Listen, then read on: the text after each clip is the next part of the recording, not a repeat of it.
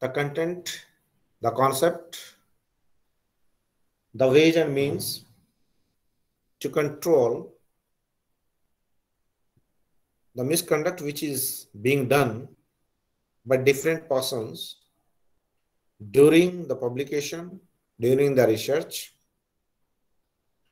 To avoid all those things, we have to take care of all type of the legalities or the formalities so that we can protect ourselves. If we are not able to protect ourselves, then it means to say we are not willing to implement all type of the ethics. And we have to follow these ethics so that any kind of the problem will not arise in future before us. I'm just saying that the principle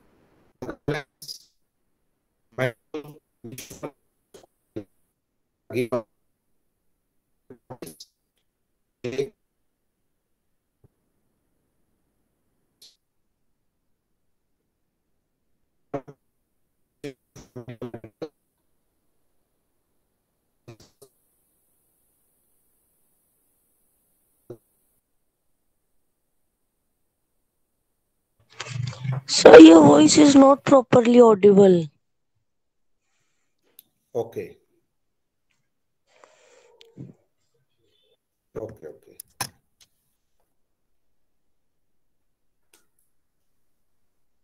Now Now audible? audible?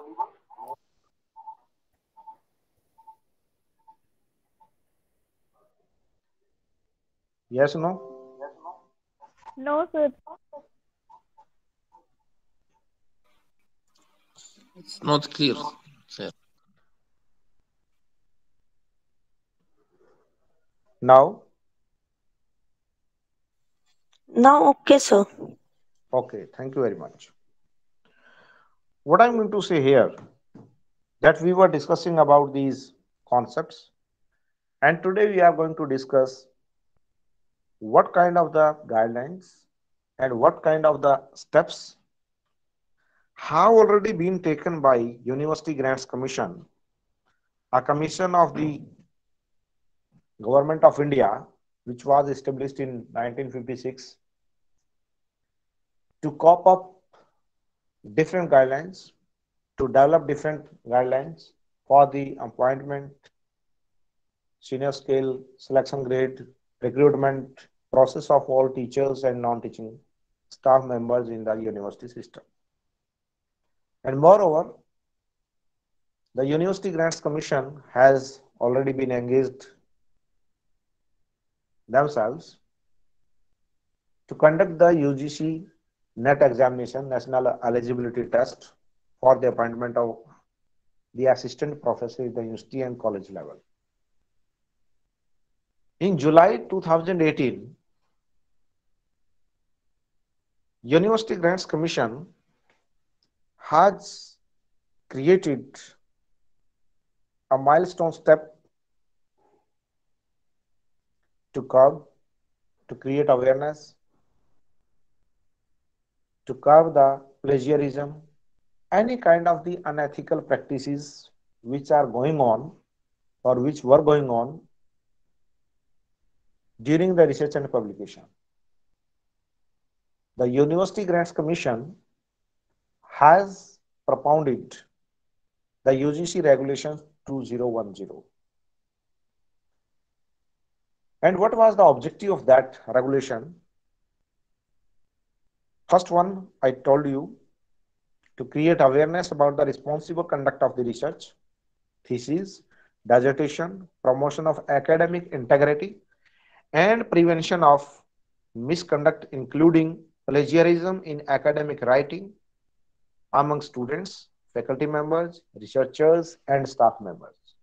That was the basic motto of these regulations. After that, what they did, University Grants Commission has recommended that we have to establish institutional mechanism through education and training to facilitate the responsible conduct of the research. Mean to say what we have to do, what kind of the conduct we have to follow. in our universities, in our colleges, in our scientific labs, in our research and publication arena. And after that, it has been recommended by the University Grants Commission that we have to develop the system to detect plagiarism.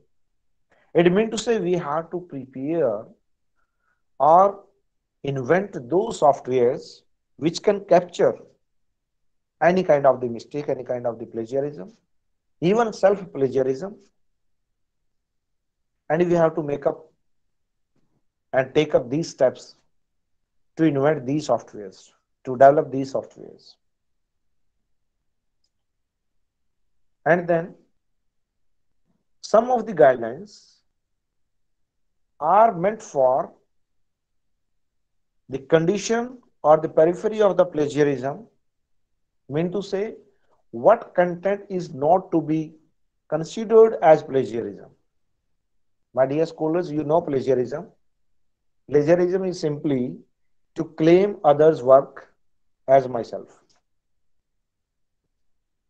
The publisher or the publication has already been done by anyone, but you are claiming that it is mine. If yes, you have authenticate or the authentication of that particular document, then you can claim, okay, it is mine. The another person who is doing that practice, it means it shows that he has done plagiarism simply. But some of the similarity checks which we have built up, as we all know, my dear scholars, that at the time of the review of literature, we do this activity as per the norms and conditions of the dissertation or the thesis, or for writing a research paper. We just collect the information from the past literature, which is available in form of the books, in form of the reports, in form of the internet facilities and other media. Yes, we do it. But we acknowledge them by giving the references, by giving the bibliography, by mentioning the quotes. The point is here that the references may be same. Take an example. If Mr. Ali has taken a reference of a paper which is on plagiarism or COVID-19, what is the impact of the COVID-19 on the economy of the world? And we collected the information from the past literature. The same reference has been referred by Mr. Ali, and the same reference is being taken by me in my research work. It is not plagiarism. That is to be excluded. In the present slide, it is mentioning here the similarity checks for exclusion from plagiarism. What will not be considered as plagiarism? What will not be considered as plagiarized text? 1. All quoted work reproduced with all necessary permission and other attribution. Mean to say we have taken the permission from the publishers, from the authors, from the journal, from the publisher, from the editors, from the different concerned organization. And after taking the permission, you have been permitted by that organization, by that author, by that scholar, by that researcher. After that, you are publishing the document. It will not be treated as plagiarism if you have taken the permission to do that. Number 1. Number 2, all references, bibliography, table of contents, preface and acknowledgement. What we give at the beginning of the document, first page, second page, third page, we mention here. The references or the bibliography are given at the end of the thesis or the dissertation. Content, preface and acknowledgement, these are given at the beginning of the document. All generic terms, laws, standard symbols and standard equations.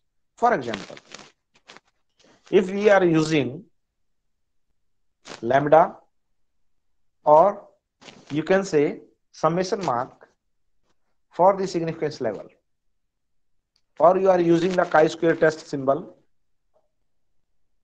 you are using the t-test, f-test, you are using those symbols. These symbols are to be same in our economy, in our world, in our universe, but they cannot be included in that particular plagiarism. Therefore, it is mentioned here that these things must be excluded, and these are excluded, and these are not the part and parcel of plagiarism. I hope everything is clear. Yes, sir. Okay. Now, Yes, sir. okay. Now there is a condition and some parameters, some levels have been developed by the University Grants Commission. Some deviations are there from the University Grants Commission's level of the severity in our university. I will discuss later on. One, we will study here UGC regulations so that we can compare with the university. Level 0, suppose you are willing to publish a document, 20 pages are there. If you will send to me, I will use my Urkun software, original software, which is given by the University Grants Commission through the InflibNet, Information Library Network. And after that, I will check what is the percentage of the similarity. What I found that the material in your paper is matched with the other paper that is less than 10% or 10%. It means to say that is minor similarities and there is no penalty, no provision of penalty. It means to say 10% errors or 10% plagiarism is accepted here as per this regulation. Level 1, if the similarity is more than 10% but less than 40%, it means to say that is level 1. Some penalty provisions are there, I will discuss later on. Level 2, if the similarity of the document which is published earlier or the already published document, and today we are going to publish it, and as and when we match the text, the material of those two papers, and we found that there is a similarity near to 40 to 60%, that is known as level 2. Punishments, penalties are there, penalty provisions are there. Level 3, if this level is more than 60%, it means to say Ali's research paper and my research papers both have the similarity of 60%. Ali has published earlier, but I have published the document today. It means to say penalty provisions are to be imposed on myself, not on Ali, because of Ali has already published that document. That was already available in the public domain. Therefore, this is the percentage of the severity we must mention. What is the level? What is the percentage of that? Because of penalty provisions are based upon the level of these plagiarism, level 0, 1, 2, 3. Next one is audible. Yes, sir. Okay.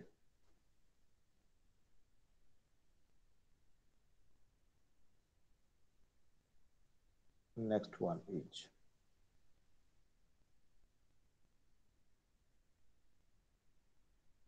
these are penalty provisions. How you will deal with it? There are penalty provisions at the university level, college level, organization level, department level. Yes, for this purpose, institutional academic integrity panel will be prepared. Each and every university has its own IAIP, and they can impose the penalty on the teachers, on the scholars, students, and other stakeholders.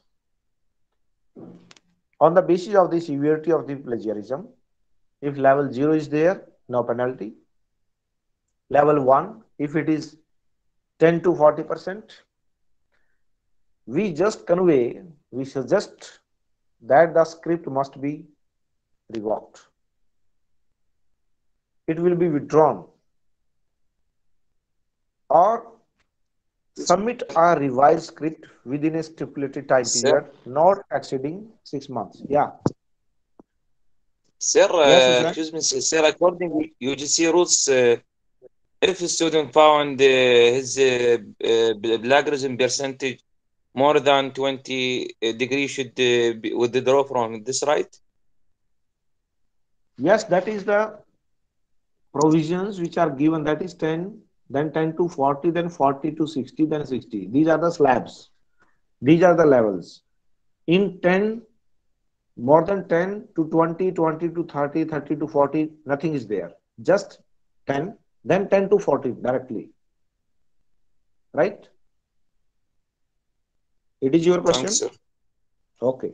I will share the whole document, whole provisions of our university as well as the University Grants Commission so that you can study or we become aware about these, right?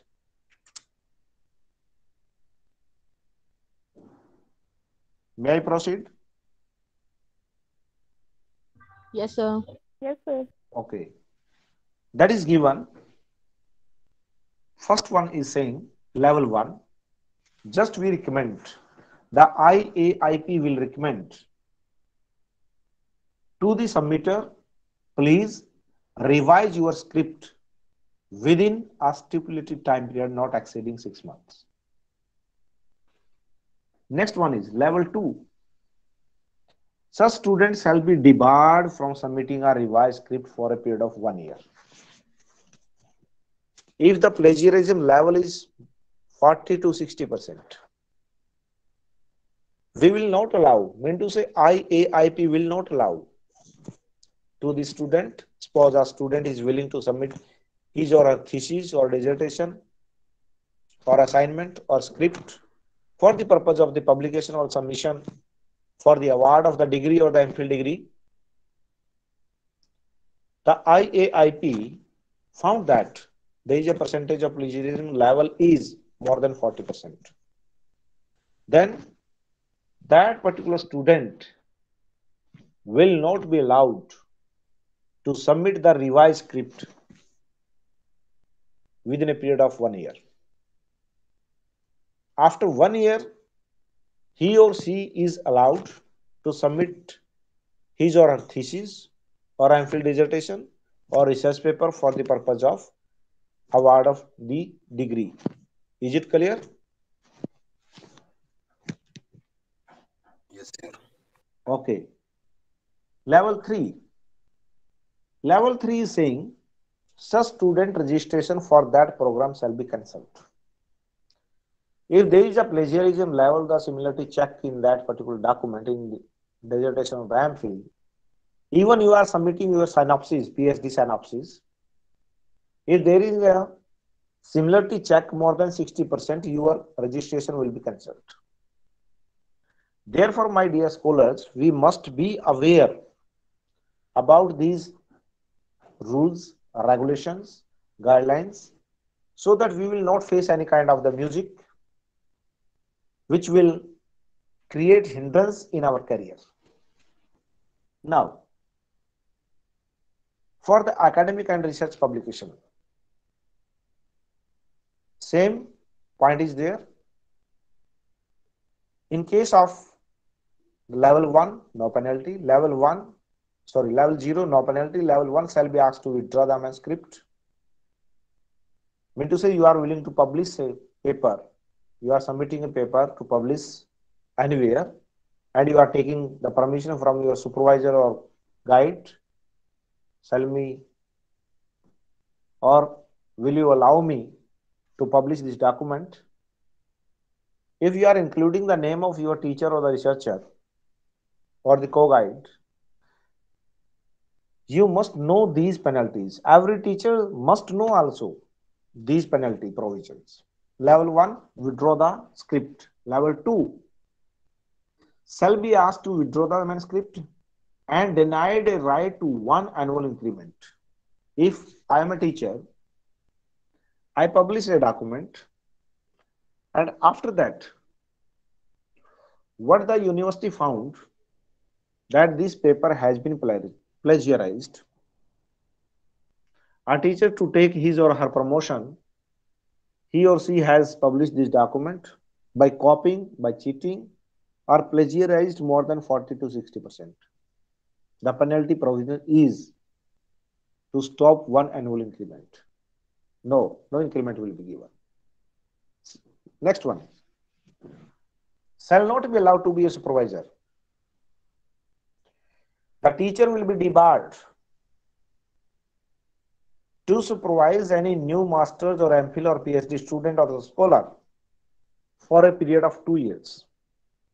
See the penalty provisions. Very much tough and hard, but it is the protection of the academic integrity. If we, the teachers, will not follow these guidelines, who will follow? Therefore, it is necessary for every teacher, they must know what we have to do. Another point, or the level 3, shall be asked to withdraw the manuscript 1. These are not separate, these are clubbed together. First point, withdraw. Second point, 2 successive annual increments are not to be given by the university to the teacher, by the college to the teacher, by the appointing authority to the teacher. Third, shall not be allowed to be a supervisor to any new master, MPhil or PhD student for a period of 3 years. Level 3, 3 years. Increment 2. Level 2, increment 1 and debar for the purpose of the supervision for 2 years. These are the penalty provisions for teachers, and these are the crux in that. Now, any query, any question up to this level? If no, no? No, sir. Okay. Here is a particular document which is uploaded by the University Grants Commission in 2020, that is known as UGC GARP 2020, GARP, Good Academic Research Practices by UGC.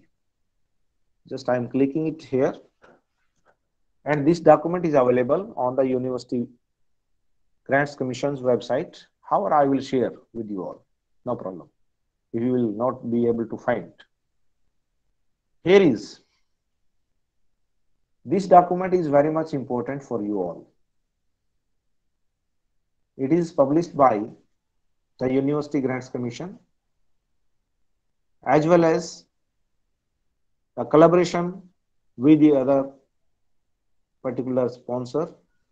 The sponsor, or you can say collaborator, is there. I will show you. That is known as Clarivate Web of Science. A particular knowledge partner is there. And what they did, they have mentioned these points.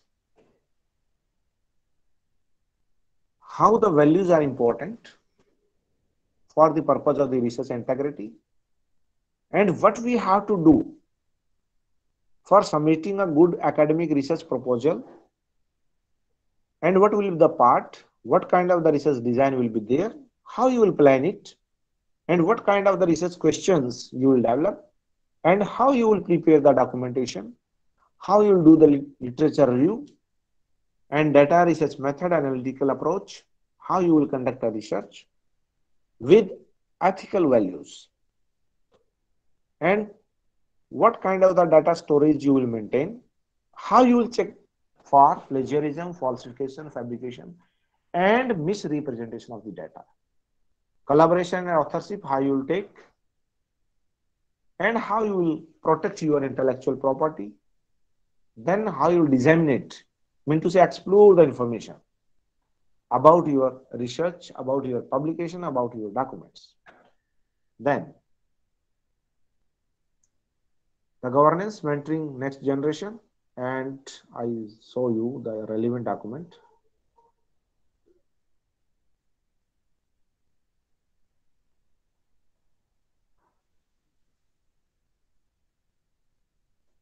Here is values underlying research integrity. The second chapter is directly related to our research and publication ethics. However, the whole document is related to this, but some of the points which are very much important, and I have to underline these points. One, the ethics. The statement is saying of this document, research is conducted in an ethical manner, ensuring dignity. Mean to say your integrity and dignity both must be at the top. You will not compromise your academic integrity or the dignity at any level. If a student is working well, you must support being a teacher. If he or she is copying, it is a responsibility of the teacher that he or she has to take care about the rights and duties of student. The teacher must not compromise with his or her integrity and dignity. Because of, if the teacher is not responsible for himself or for society, then we are not able to say that our nation, our world will be safe. Therefore, research must be conducted in an ethical manner by ensuring dignity, rights, safety, and privacy. Sometimes it is pronounced as privacy, but I am going to pronounce it as privacy within the researcher ecosystem. First. Second one is rigor research. Rigor research means to say we must do the rigorous activities. It is not compulsory that first time you will do the research and you will get a good result. No. Research is continuing process. Today you will see what is the impact of the COVID-19. On yesterday, what I have been observed, another variant of the COVID-19 is there, B.1.1519. It is a new variant which is available, and there is a percentage of mutation is very much strong, and it is acting as a multiplier. But the scientists, they have to look at what is the nature of that particular mutant, why it is arising. It is not compulsory the first day or the second day or the first year they will get the success. No, not compulsory. We must do rigorous and careful analysis and be transparent for reporting. Okay, we have this data, we have these results, we adopted these methods, and it is the conclusion of the research. Just mention why you are hiding the facts. Nobody is saying you have to hide. No. Next one is the third point. If I am doing my research, but there is no any social impact and no any social relevance, then there is no use of that research. Nothing. The point is that we must utilize your knowledge base by understanding the environment condition, ecosystem, and you have to do your advanced research, which will give the benefit to the society. If we are not able to provide any kind of the benefit to the society, then there is no need to do the research. Therefore, it is necessary for us that we must be relevant to the society, and we must open ourselves by implementing the transparency in our research. What is that? Because of Honesty is promoted through transparency in developing, undertaking, reviewing, reporting, and communicating research. When it is possible, when you are fair, comprehensive, and unbiased, then there is no confusion. Then we must respect, as I have told already in the previous lecture, in case of the manual of the particular organization, which we have discussed in yesterday, that speech or that lecture. Point is that respect, what kind of the respect you are willing to take? We must respect the norms and conditions, cultures, traditions of our society. Its cultural heritage with respect to for colleagues, research participant and environment. I just take one example here. Suppose your research participants are the farmers, the students, IT professionals, income taxpayers. When you ask the information from them, how much money you earn within 1 year. Suppose a person said that I earn rupees 3 lakh per annum. As per the government of India's Ministry of Finance, income tax slab is there. We must pay income tax after the income, or if the income is more than rupees 2.5 lakhs. But the person is earning 3 lakh and he or she is not filing any kind of the income tax return. It is the responsibility of the researcher not to disclose to the income tax department, because of you have not taken the permission from the research participant to share that information, what you have gathered for your survey, and you are not authorized to report to the income tax department. If you have taken the permission, okay, gentlemen, what you will convey to us, I will tell the whole information, I will share this information with different departments, different ministries, then there is no problem.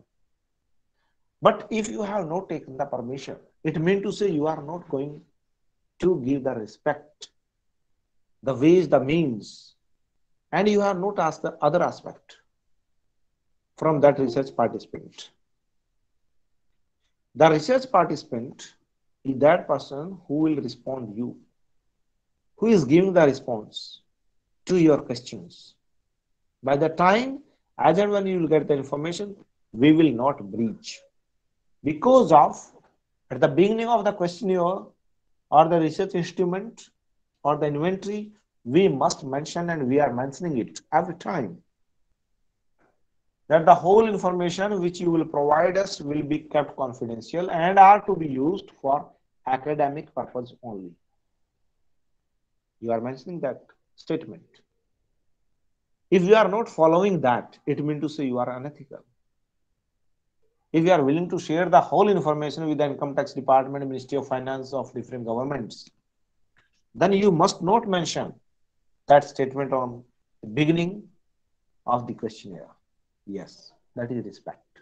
Now, the impartiality. It means to say there should not be any kind of the biasness for choosing any kind of the interesting area for research. And you should avoid any kind of the conflict of the interest.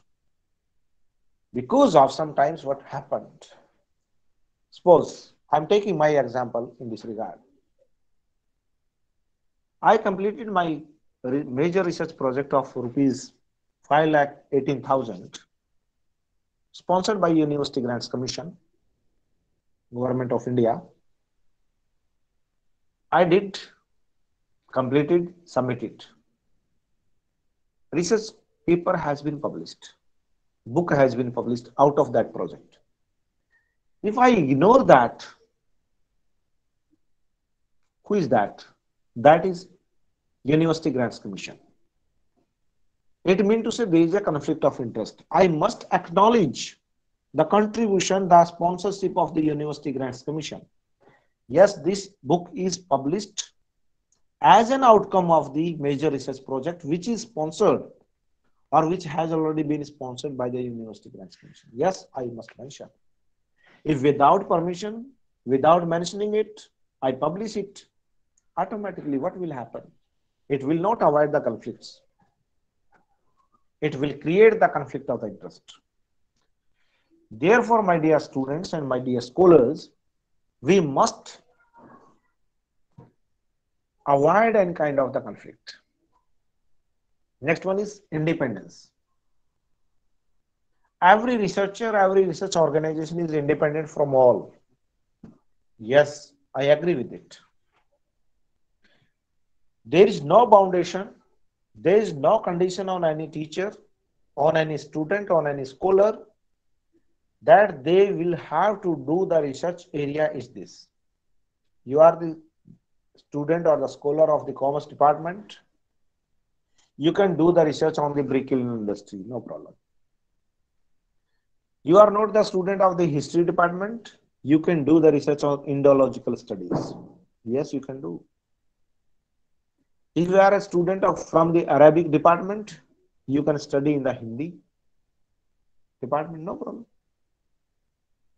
It means to say we must remain open and remain independent. Because of, if we are not able to promote our objectivity, then we the researchers should not be allowed for independence. Because of it is necessary that if my objective is clear, my research question is clear, then I can do my work in my way. No confusion. Every research scientist or the researcher is open to think, to speak, to share, to grab the knowledge from different fields. Now, another point or the duty of the researchers is that accountability. We must be accountable. Yes. Towards our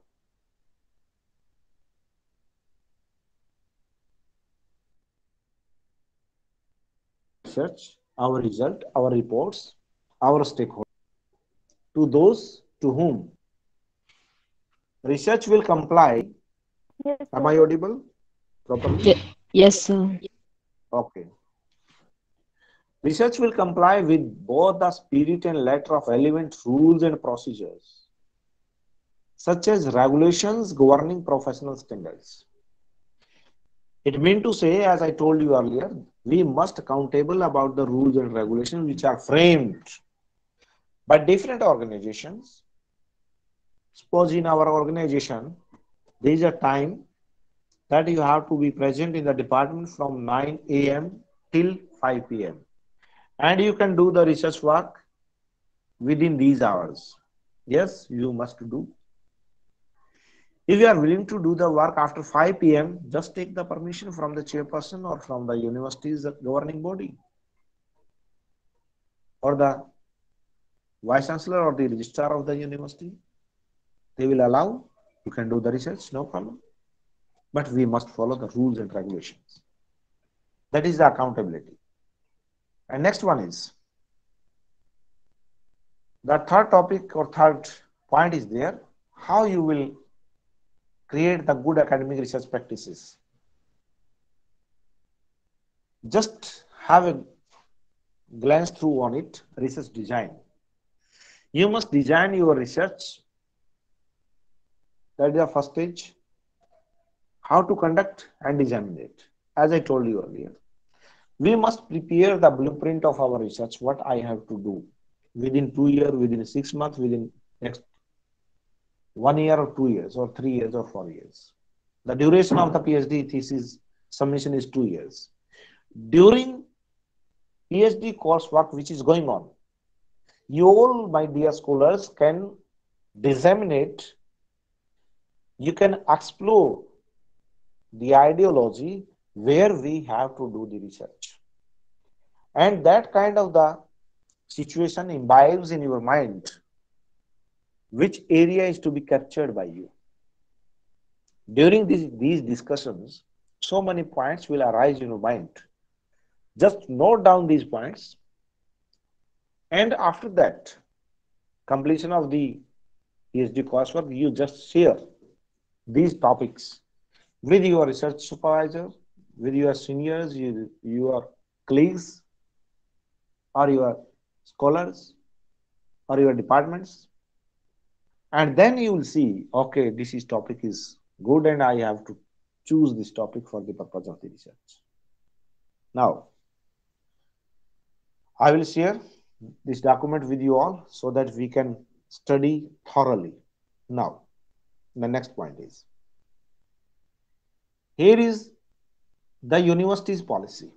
The name of the policy is Academic Integrity and Prevention of the Plagiarism, CDLU-CIRSA 2021, that has been implemented by the university with effect from September 6, 2021. And how you will download it? Just you have to mention cdlu.ac.in. I hope it is visible to you all. Yes, sir. Yes, sir. The name of this organization is cdlu.ac.in. Sir. Okay, and then you will follow this menu: home first, then accreditation, then third one is administration. During this administration, you will see at the last, and that is Academic Integrity Prevention of Plagiarism Policy. I request you all, my dear scholars, you must download it and you have to read it, because of this policy is going to implement in our organization. I hope it is clear about this policy. Yes, sir. Okay. I will just try to open it in the browser. If everything is working well. Visible to you all? Yes, sir. Okay. Here is cdlu.ac.in. I clicked on it, then administration, then just click on it, Academic Integrity and Prevention of Plagiarism Policy. And this is available here. Policy on Academic Integrity Prevention, this CDLU-CIRSA. That is the policy document. And about this, the another point is given here. The letter which is being published, and this document is very much common. This policy has been approved by the Academic Council of this university in its meeting on 20th April 2021, but it has been implemented with effect from 6th of the September 2021. These are the documents. At the time of the submission of your synopsis, you must see each and everything. At the time of the submission of your synopsis, you just give these things. At the time of the submission of the thesis, you must mention everything. Your name of the student, supervisor, thesis, title, and you must mention, okay, these have been excluded for the purpose of the similarity check. Then the librarian or the INFLIPNet coordinator will provide this plagiarism verification certificate to you before submission of your document. Name of the software which was used, and then similarity index, how many words are there, on which date it has been checked. Deputy librarian or assistant librarian will put their signature on this document, and then the name of the software is given. It means to say the teacher concerned will verify this document, and the supervisor will convey, okay, it has been checked through the original plagiarism software. The spelling is different, little bit different. Generally the original spelling, there is no U in that particular spelling, but the name of the software is OURIGINAL, which is being used for the purpose of this. During the 4th unit, I will just give the whole detail about this plagiarism software, how you will use, how you will get. But before that, I request you all that you have to send a request to your chairperson. Please allot me the email ID which is hosted on university website.